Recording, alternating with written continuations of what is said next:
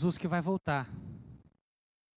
Esse é o nosso tema. Jesus, o filho do carpinteiro. Ele está sentado à direita de Deus Pai nesse momento, a reger, sustentar todo o universo. Santos irmãos, meu pai contava uma história a respeito de duas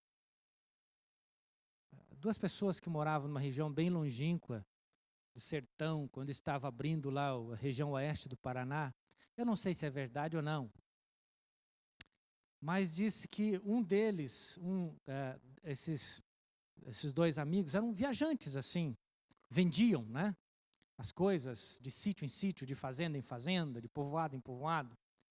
E um deles, conversando a respeito de religião, falou assim: rapaz, você quer ver como é que Jesus não é reconhecido? Eu falei: que isso, rapaz? Todo mundo sabe quem é Jesus. Eu falei: não sabe? Não, todo mundo sabe quem é Jesus Cristo. Não sabe. Quer apostar comigo? Eu falei: não, apostar não vou, mas quer ver? Eu vou te mostrar. Passaram assim, perto do rio. Eu vou perguntar para aquele rapaz que está pescando lá, aquele senhorzinho que está pescando. E aí ele chegou lá e falou: você vai ver como é que nem todo mundo sabe quem é Jesus Cristo. E aí chegou lá: escuta, ô senhor, atrapalhando a pescaria dele, né? Pois não? Olha, posso te fazer uma pergunta? Falei: pode? O senhor está perdido? Eu falei: não, não, é outra coisa. O senhor conhece Jesus Cristo? Aí disse que ele tirou o chapéu, coçou um pouquinho a cabeça e falou assim: rapaz, eu mudei nessas bandas agora, esses dias, eu não sei. Ele mora por cá também? Desse lado aqui? Não sabia quem era Jesus Cristo. O outro lá tinha ganhado a aposta. Se é verdade, eu não sei, irmãos. Mas talvez muitos tenham pelo menos a menção da palavra, ou do nome, Jesus Cristo.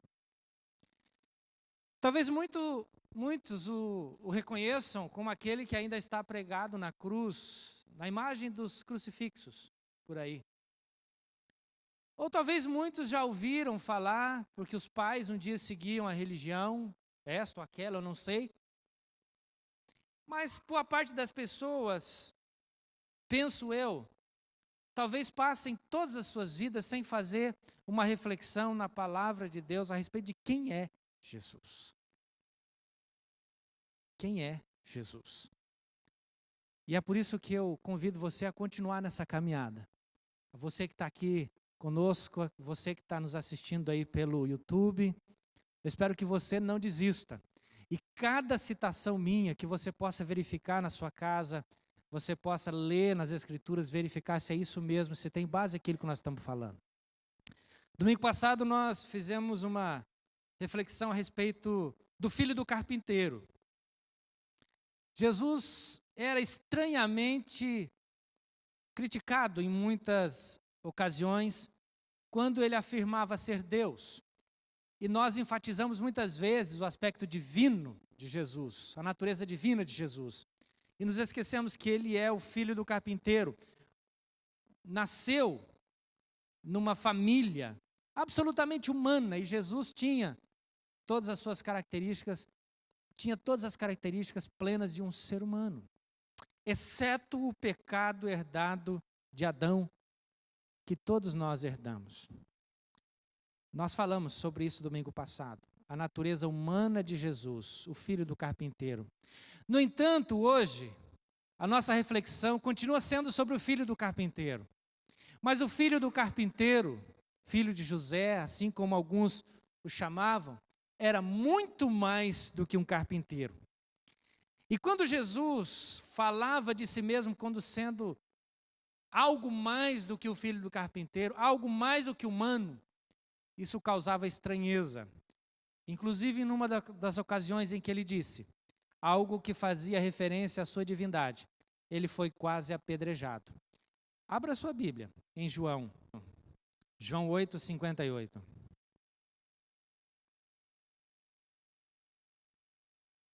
Vamos ler todos juntos? João 8, verso 58. Respondeu-lhes Jesus: em verdade, eu vos digo, antes que Abraão existisse, eu sou. Então pegaram em pedras para atirarem nele. Mas Jesus se ocultou e saiu do templo. Antes que Abraão existisse, eu sou, disse Jesus. Vamos fazer uma breve retrospectiva. Após a encarnação, após Jesus vir ali para o ventre de Maria, o Filho do Homem, uma expressão que é uma referência à humanidade de Jesus, Jesus cresce como ser humano completo. Nós já vimos isso. Mas a questão que a gente pergunta, irmãos, é quando foi que Jesus soube que era Deus? Muita gente se debruça sobre esse tema, mas esse tema não é abordado de forma direta nas Escrituras. Nós sabemos que, como um adulto, Jesus se reconheceu plenamente como um ser divino, como Deus. E ele se expressou aqui desta forma. Quando Jesus diz, eu sou, é uma referência ao Deus do Antigo Testamento, que lá em Êxodo capítulo 3, vai se revelando como aquele que é simplesmente, cujo nome foi dado para Moisés. Moisés, se alguém te perguntar quem eu sou, você só diz isso, eu sou.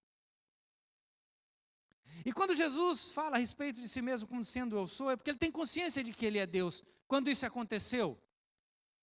Bom, com 12 anos, Jesus, conforme era de costume, sua família o levava para o templo, de ano em ano. Mas quando ele tinha precisamente 12 anos, ele escapou dos seus pais. Alguém já teve um filho que deu uma escapada, você ficou apavorado no meio da festa? Não. Quem passou por isso? Eu, um punhado de vezes. E aí você fica apavorado. Mas por incrível que pareça, Maria e José não ficaram muito apavorados. Depois de um tempo caminhando é que se deram conta. Cadê Jesus? E aí quando voltaram, peraí, não está com você? Já aconteceu isso também? Ó, você esqueceu de... Quem aqui, irmãos, já não saiu de casa? Depois que entrou no carro, já pegou a estrada, ou está lá chegando em algum lugar, bate na cabeça, você desligou o gás? Você tem certeza que o ferro de passar roupa eu tirei lá da... Já passou por isso, não? Eu estou nessa fase agora, irmãos. Estou tendo que escrever um punhado de coisa, porque senão foge na minha cabeça. José, Maria, não deram conta. Depois, perceberam, voltaram lá, estava Jesus a ensinar no templo. Eles acharam aquilo um pouco estranho. Muita gente achou estranho. Como que um menino de 12 anos? E aí, Jesus disse para ele, para os pais, por que vocês estão me procurando? Vocês não deveriam saber que cumpria eu estar na casa do meu pai. José e Maria, diz o evangelista Lucas, que não entenderam muito bem por que Jesus falou assim. Porque quando Jesus, embora no Antigo Testamento, algumas pessoas chamavam os profetas de pai, é muito raro alguém usar essa expressão, que nesse caso aqui em grego significava filiação. Então quando Jesus diz para os seus pais, e me parece, irmãos, que essa conversa foi só com os seus pais, e talvez nem todos tenham ouvido aquele menino falar, mas quando ele diz, eu estou aqui cumprindo, ou seja, eu estou aqui na casa do meu pai, eles não acham isso natural. Mas dos 12 aos 30 anos, nós não sabemos por onde Jesus passou, caminhou com exatidão. Alguns fazem algumas referências extrabíblicas, que não é o nosso caso hoje. Com 30 anos, o evangelista Lucas diz que Jesus iniciou o seu ministério público. 30 anos. E se eu perguntar para vocês aí, com quantos anos Jesus morreu, vocês diriam? 33. Vocês sabem disso? Me mostra um verso na Bíblia que fala que Jesus morreu com 33 anos. Se vocês acharem esse verso, eu deixo de ser pastor hoje. Agora, não tem. Como é que a gente sabe disso? Porque o evangelista João menciona 4 festas da Páscoa. A primeira delas no início do ministério de Jesus. Depois ele menciona uma segunda Páscoa, uma terceira Páscoa, e a quarta Páscoa é por ocasião da morte de Jesus. Então, se ele menciona 4 Páscoas, são 3 anos de ministério público. Se na última ele morreu, então ele morreu com 33 anos. Outra ocasião é quando Jesus, somente por inferência, quando Jesus olha para uma figueira que não produzia frutos. E Jesus diz assim: por 3 vezes eu venho aqui, passo aqui perto e não encontro fruto. E Jesus está no final do seu ministério quando diz isso. Então é provável que Jesus também, nesse caso, está fazendo uma referência que por 3 vezes ele se dirigiu a Jerusalém. Talvez, não temos certeza. Mas 33 anos você pode falar isso com tranquilidade. Mas durante esses 3 anos, irmãos, no começo do ministério de Jesus, Jesus não faz muita questão de se revelar ou de se associar como Deus. Mas é pelos sinais que os discípulos vão se espantando e percebendo que tem alguma coisa divina em Jesus. Mas eles não têm certeza, porque Jesus ainda não diz claramente. Mas em João capítulo 3, nós temos um mestre do templo, que fica desconfiado. E vai conversar com Jesus de noite e pergunta para ele. Mais ou menos assim, em outras palavras, quem é você? Porque somente alguém da parte de Deus pode fazer os sinais que você faz. Aí Jesus diz para ele: você tem que nascer de novo. Esse homem é Nicodemos.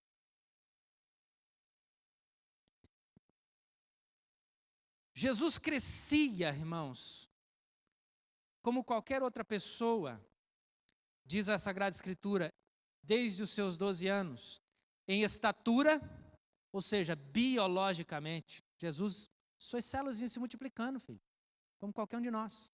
Ele crescia em graça e crescia em sabedoria. Significa que Jesus aprendia. Aliás, irmãos, a Bíblia fala que Jesus aprendeu até mesmo pelas coisas que sofreu.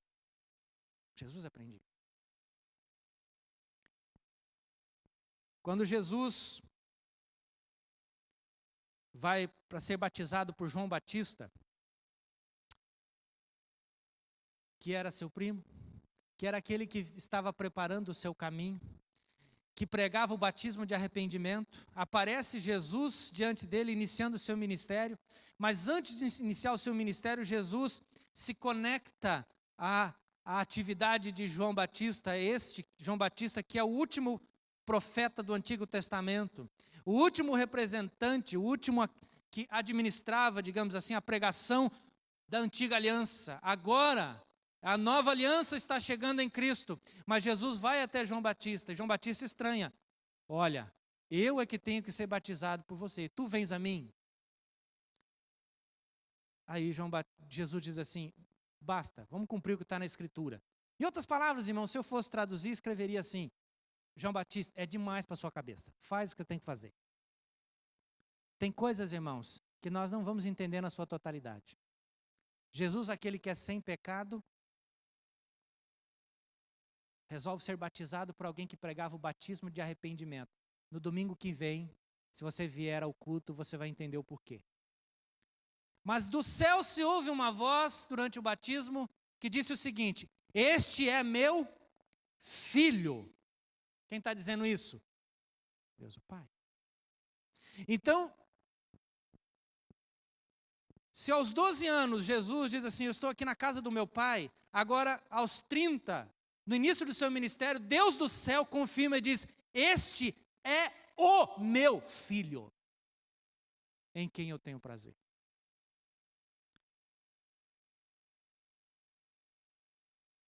Ele era muito mais do que um carpinteiro.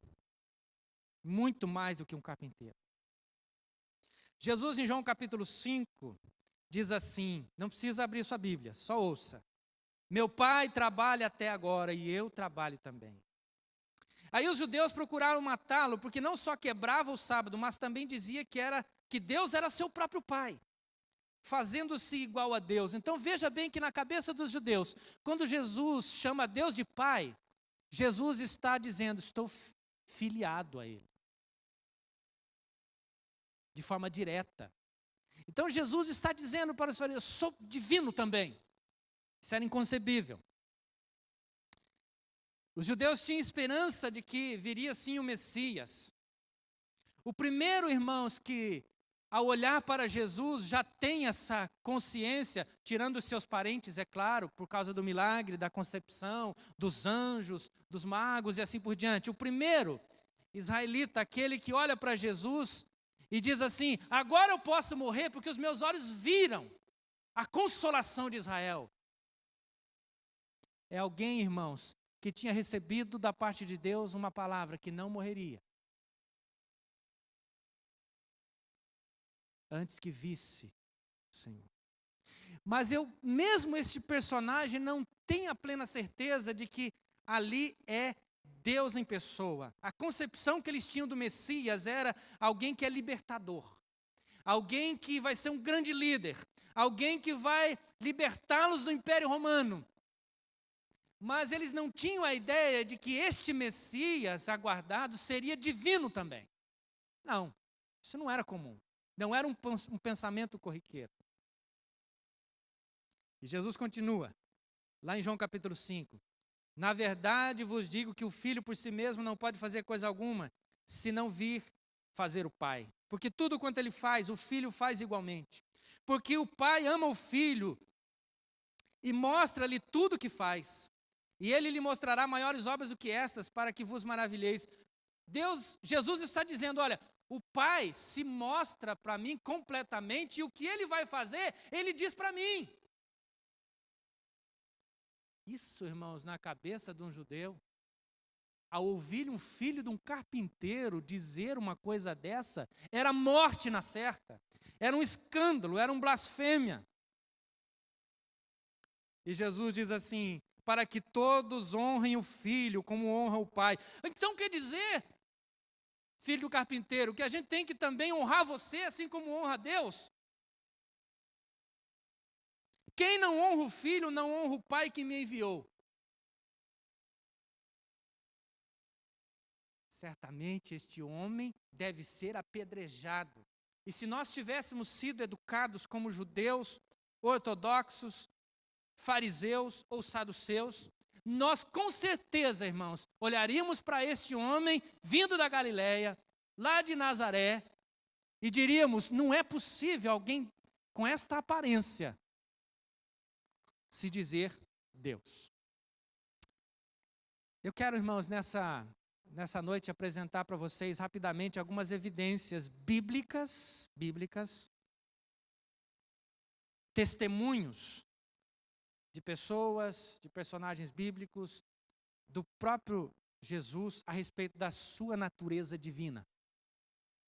Quando Jesus iniciou o seu ministério, nós bem sabemos, ele já recebe essa indicação do céu. E muita gente ouve, este é o meu filho amado. Mas em Mateus capítulo 13, Jesus fala que os anjos lhe pertencem. Jesus diz lá em Mateus capítulo 13, o Filho do Homem enviará os seus anjos. O Filho do Homem é Jesus. Mas em Lucas,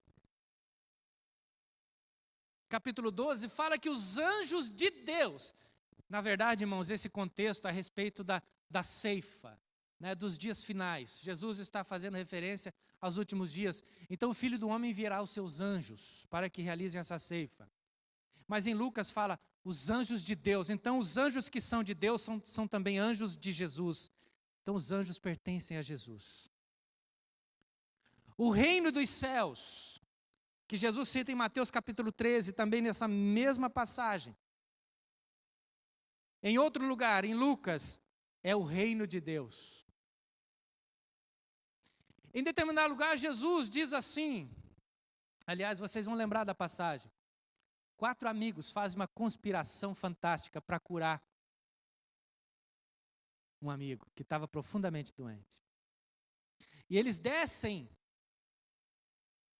esse amigo pelo telhado. Vocês lembram da história?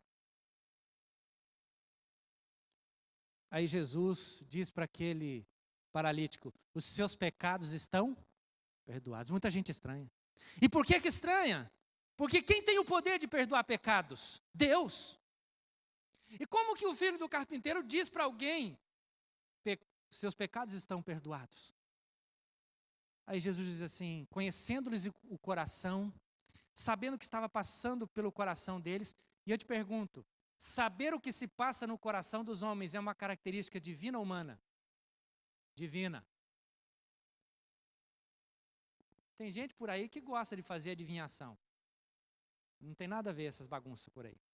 Eu estou falando de coisa séria. Jesus, enquanto natureza divina, sabia o que passava no coração dos homens. Aí Jesus diz assim, olha, para saber vocês que o Filho do Homem tem o poder de perdoar pecados, eu vou dizer para esse paralítico, levanta e anda. E ele levantou. E saiu carregando a sua maca nas costas. Ele é Deus. Jesus é aquele que tem o poder de separar os bons e os maus. Nos últimos dias ele fará isso. E no Antigo Testamento, irmãos, quem é o Deus de justiça? Quem tem condições de fazer todo julgamento segundo sua própria justiça, sem ser parcial, sem ser injusto? É Deus. Em outra ocasião, Jesus é questionado a respeito do sábado. Jesus fazia coisas no sábado que não era lícito, segundo eles, segundo os judeus e segundo os ortodoxos, fazer qualquer tipo de coisa. Aí Jesus diz assim claramente para eles, o Filho do Homem é Senhor do sábado. Há um comentarista que diz assim, que essa expressão dá a ideia de que Jesus estava dizendo, ó, o dono do sábado sou eu. É como se ele estivesse dizendo, sabe por que vocês descansam um dia por semana? É por minha causa. É porque eu criei. Então você imagine na cabeça judeu ouvindo isso, como assim? Você criou? Nós sabemos do sábado desde lá do Gênesis.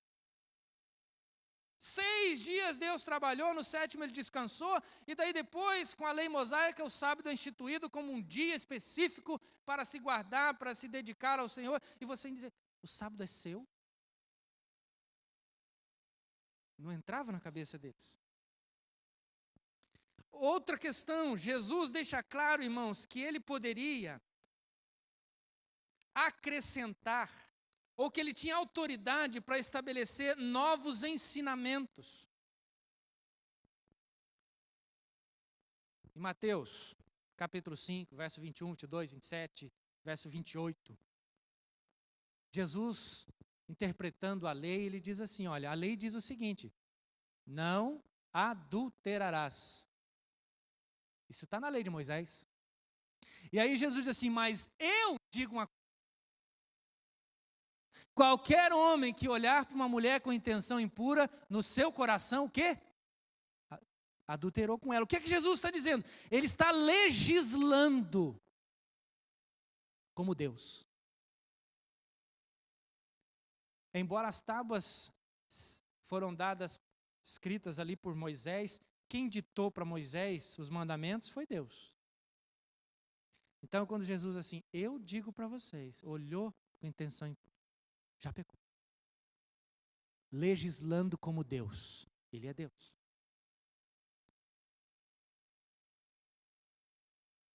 Eu vou parar por aqui, irmãos, senão o tempo vai longe. Jesus fala de si mesmo como sendo Deus.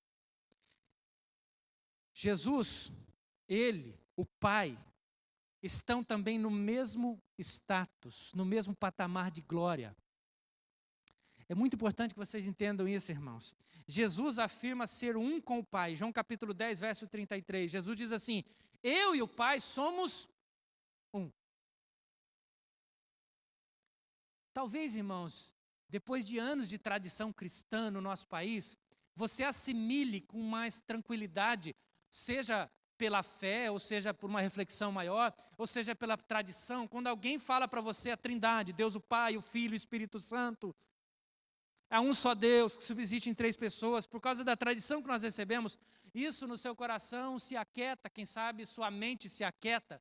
Mas para quem, irmãos, estava ouvindo isso, no tempo de Jesus, ele dizendo, eu e o Pai nós somos um só. Pedra nele. Não pode.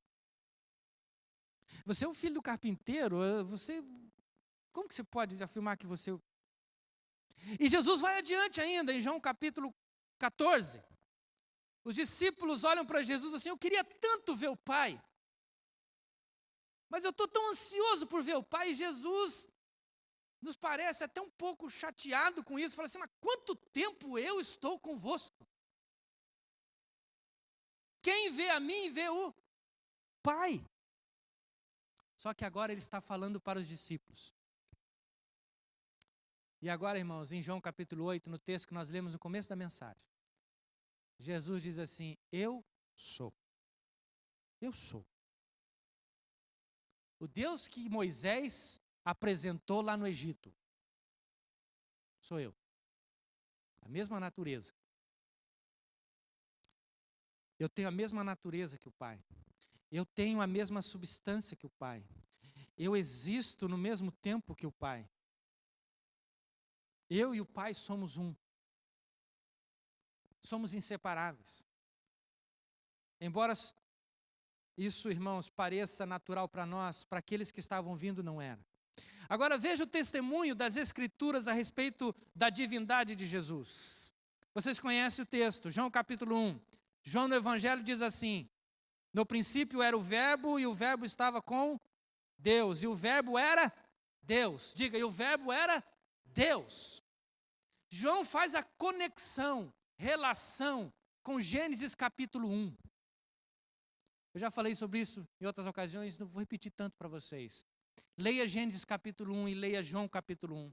João intencionalmente faz essa conexão. Olha, o Jesus que eu quero apresentar para vocês aqui no meu evangelho, ele é o mesmo que criou todas as coisas. Nas cartas do apóstolo Paulo, Colossenses capítulo 1, versículo número 15. Essa eu quero que você abra lá na sua Bíblia.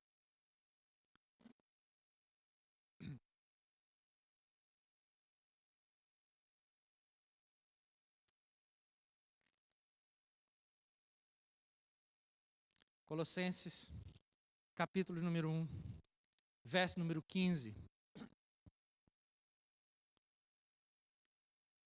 O apóstolo Paulo está falando de Jesus, da obra de Cristo. No verso 15 do capítulo 1, o apóstolo Paulo diz assim, Jesus é a imagem do Deus invisível, o primogênito de toda a criação, pois nele, em Jesus, foram criadas todas as coisas no céu e sobre a terra, visíveis e invisíveis, quer sejam tronos, soberanias, quer principados, quer potestades, tudo foi criado por meio dele. Ele é, verso 17, vamos de novo, ele é, antes de todas as coisas, nele tudo subsiste. Ele é o cabeça do corpo da igreja, ele é o princípio, o primogênito dentre os mortos, para em todas as coisas ter o quê? Primazia. Vamos só fazer uma aplicação aqui, irmãos, de antemão. Se Cristo é o Senhor, o Criador de todas as coisas, o apóstolo Paulo diz assim, em todas as coisas ele tem que ter a primazia. Significa, irmãos, que Cristo tem a intenção de ser Senhor do mundo presente, de ser o Senhor da sua criação, de ser o Senhor da sua vida e da minha vida. Isso significa, irmãos, que se em todas as coisas ele tem a primazia, significa que os valores de Jesus têm que influenciar nossa política, nossa vida, nosso corpo, nossos valores. Por quê? Porque em todas as coisas ele tem a primazia. No pensamento, irmãos, divino, não existe mundo secular e mundo santo. Ele tem que estar em tudo. E se ele não estiver em determinadas coisas, esta coisa não deve existir.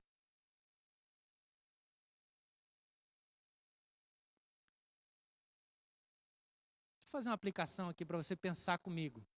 Respeitando quem gosta. Muitos de vocês talvez sejam fãs aí do MMA, né? Aquela luta lá que rebenta o outro no meio, quebra, arranca sangue. Você acha que Jesus participaria de um esporte desse? Não? Fica para você pensar. Um esporte que tem a intenção de machucar o outro. Futebol também tem. A gente tem a intenção de ganhar do outro, mas machucar o outro é contra a regra, ou não é? Fica para você pensar. Fica imaginando Jesus lutando boxe. E a crentaiada acha legal isso aí. Eu não consigo engolir, irmãos. Se eu for seguidor de Jesus, eu não devo arrancar sangue do outro. Quebrar o nariz dele. Fica para você pensar. Se eu sou um seguidor de Jesus, se eu sou dele, meu coração é dele, meu corpo também é dele. Então eu não faço qualquer coisa com o meu corpo. Ele tem a primazia sobre o meu corpo não me pertence. Meu corpo não é para prostituição. Meu corpo não é para perversão sexual. Meu corpo é para santidade. Para a gente pensar. Não é questão de legalismo, é questão de honrar o Criador, irmãos. É questão de honrar o Criador. Vamos mais. Veja alguns argumentos na Bíblia. Vamos lá, primeira epístola de João agora. Primeira epístola de João.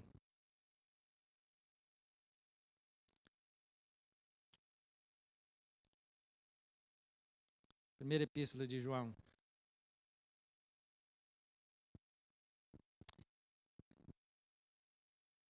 Versículo 1 em diante. Primeira epístola de João, capítulo 1, versículo 1. O que era desde o princípio, o que temos ouvido, o que temos visto com os nossos próprios olhos, o que contemplamos, as nossas mãos apalparam com respeito ao verbo da vida. E a vida se manifestou, e nós a temos visto, e dela damos testemunho e vô-la anunciamos. A vida eterna, a qual estava com o Pai, nos foi manifestada. O que temos visto e ouvido, anunciamos também a vós outros, para que vós igualmente mantenhais comunhão conosco. Ora, a nossa comunhão é com o Pai e com o seu Filho Jesus Cristo. Estas coisas, pois, vos escrevemos para que a nossa alegria seja completa. Eu quero destacar aqui, irmãos, uma expressão que o apóstolo João utiliza. O que era desde o princípio. Como é que começa o evangelho de João? No princípio era o verbo. Então ele está falando de Jesus. Então ele diz, eu vi com os meus próprios olhos aquele que era desde o princípio. E não só vi a minha mão o...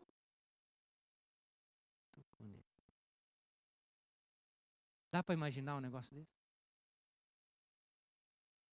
A minha mão tocou o Criador de todas as coisas.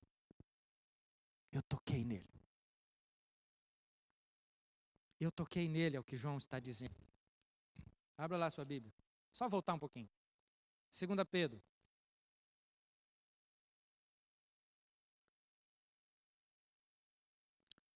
Segunda Pedro, capítulo 1. Simão Pedro, servo e apóstolo de Jesus Cristo, aos que conosco obtiveram fé, igualmente preciosa, na justiça do nosso e Jesus Cristo. Pedro está dizendo que Jesus Cristo é Deus e Salvador. Ele é Deus e Salvador. Pedro não tem nenhum problema. A gente estava com Deus, gente. Faz uma retrospectiva na memória de Pedro. Se você puder, fazendo esse exercício, essa brincadeira. Ele não tinha pego nada naquele dia. Ele estava ali, tocando a sua vida rotineira, conforme ele costumava fazer. Aparece alguém que não tem aparência divina alguma, absolutamente comum. E que chega diante dele, sobe ali no seu barco e diz assim, joga a rede aqui. Fala, mas não adianta, já tentamos, faz um tempão que nós estamos aqui pescando, a gente não pega nada. Como é que eu vou jogar a rede? Joga. Tá bom, sobre a tua palavra, vou jogar as redes. Ele joga a rede. E quando ele começa a puxar, ele não consegue. Então ele olha para Jesus e fala o quê? O senhor tem que sair daqui logo. Tu é santo. Você não pode ficar aqui perto de mim. E aí, Pedro escreve depois na sua carta dizendo, Eu tenho Jesus como Salvador e Deus. Salvador e Deus. Para finalizar, irmãos, o que mais evidencia a divindade de Jesus? Anote aí. A natureza lhe obedece. Pensa comigo, a natureza lhe obedece. E por que obedece? Ele não é criador de todas as coisas, irmãos? Ele acalma uma tempestade. Pensa no conhecimento que nós temos hoje sobre as correntes marítimas, sobre os ventos, sobre as tempestades, sobre a formação das nuvens, sobre tudo que você tem hoje de conhecimento de geografia, de climatologia, de todas as coisas. O barco está prestes a afundar, Lucas capítulo 8, os discípulos apavorados, Senhor, você não vai fazer nada, estamos a perecer, acorda, mestre. Jesus, sem nenhum apavoramento, dá um puxão de orelha nele e fala, vocês são um homem de pouca fé, o que está acontecendo?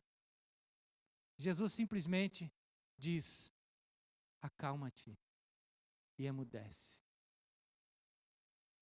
E aquilo que é uma tempestade vira uma brisa. Aquilo que é uma brisa para. E a água, irmãos, eu consigo imaginar, nem se mexe mais. Ele tem domínio sobre a natureza. Palavra minha, ele chama os cardumes para perto dele e diz, Pedro, pode jogar aqui. Pode jogar aqui, está aqui. Ele diz para uma figueira infrutífera, você vai morrer. E ela morre. Ele tem, irmãos, poder sobre todos os elementos químicos da sua criação. Qual é a fórmula da água? H2O, fórmula química. Não é isso, irmão? Estou certo, irmão? Aí ele pega um vaso de água e diz assim, vira vinho. E vira vinho. E todo mundo sabe que vinho tem água, mas não é só água. Tem um monte de coisa. Ele simplesmente fala, agora não é mais água, agora é vinho e vai ser vinho. Ele chega diante de alguém que está morto depois de 4 dias. Até o 3º dia, alguém poderia, de repente, naquela época, conforme o costume da época, ficar imaginando, talvez esteja aí com um fenômeno, alguma coisa. Naquele tempo não sabia, ninguém sabia disso. Mas depois de um morto de 4 dias, irmãos, ele está cheirando mal. Ele está em putrefação. E as pessoas não queriam nem tirar a pedra, porque certamente se tirasse a pedra, viria o cheiro. Ninguém quer ver mais depois de 4 dias. No primeiro dia depois da morte, quem sabe eles pudessem fazer todos os preparativos, colocar os perfumes, mas de 4 dias ninguém mais queria mexer. Note comigo. No Antigo Testamento nós temos pelo menos 3 ressurreições. Na casa da Sunamita, a viúva de Sarepta. E aqueles que tocaram nos ossos de Eliseu. Mas nos 2 primeiros milagres, os profetas têm que orar. Tem que fazer uma cerimônia. Tem que clamar a Deus. Mas Jesus, sendo Deus, ele simplesmente diz, pelo nome, Lázaro, sai para fora. E o morto, depois de 4 dias, com as suas células se degenerando, se rompendo, elas se juntam novamente, saudáveis, e aquele homem sai depois de 4 dias vivo. Porque ele é Deus.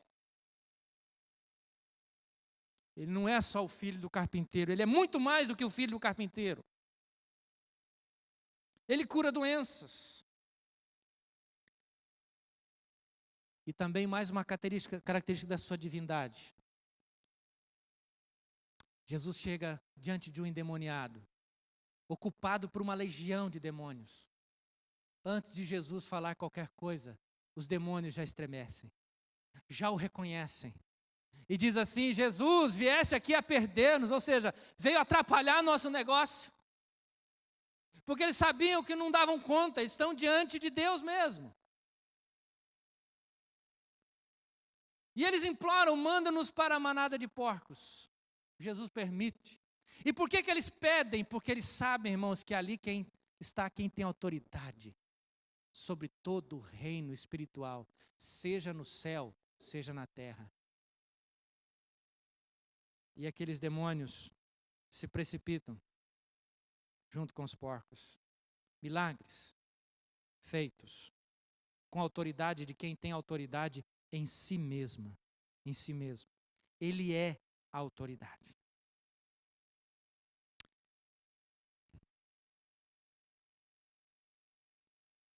Sem mais delongas, o filho do carpinteiro, na sua última semana, é preso e comparece diante de Pilatos. Acusado pelos judeus, interrogado,